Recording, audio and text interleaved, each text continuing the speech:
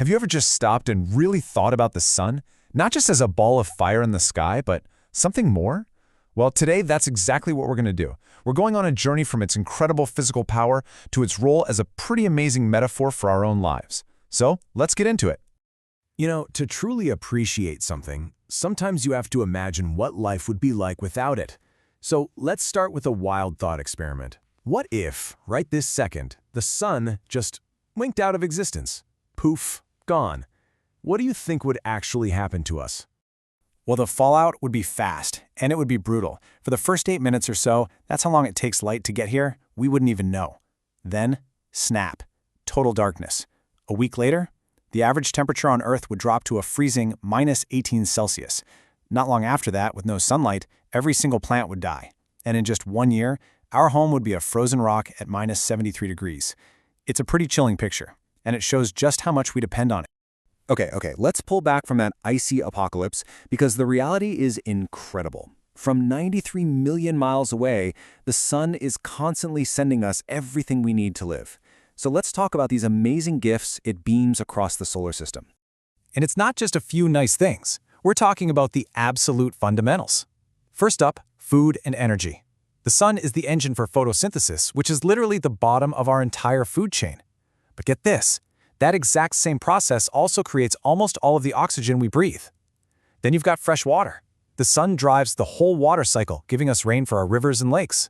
And of course, there's temperature. It provides that just right warmth that keeps our planet alive.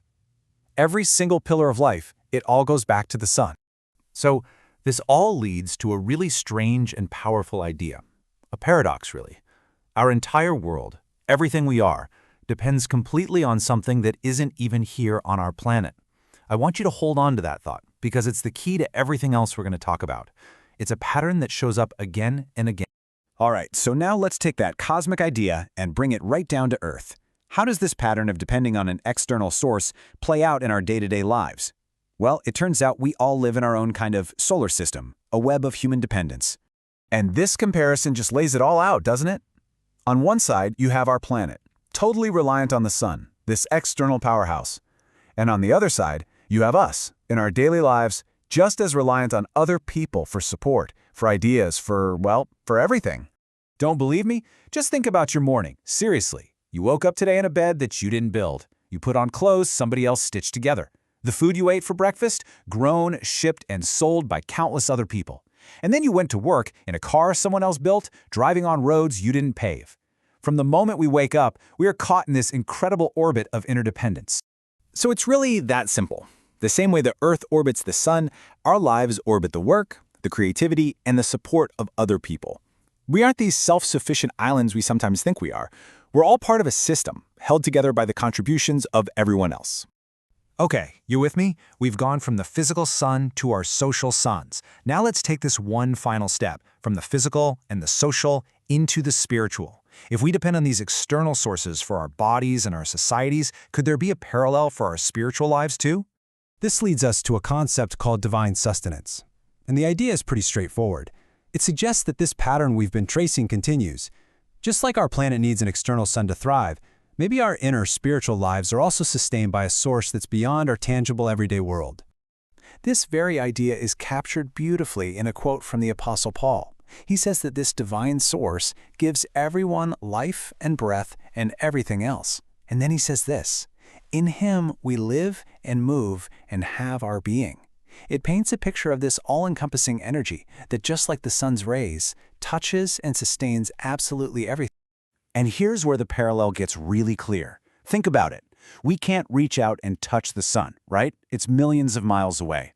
But we feel its warmth. We eat the food that grows because of it. We feel its effects every single second.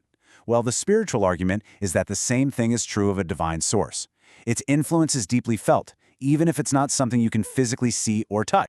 And to complete that thought, Paul doesn't describe this source as some distant, unreachable thing. On the contrary, he says it is not far from any one of us, which suggests a presence that is both ultimate and powerful, but also incredibly close and personal.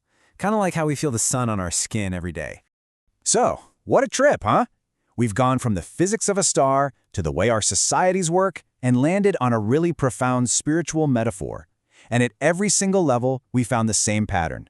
a dependence on an external source of life, energy, and being. And all of this brings us to one final big question. A question for you, really. We know for a fact that the sun is the center of our solar system. So, what's the center of yours? What or who is that ultimate source you orbit? What gives you your life, your breath, and your energy? Something to think about.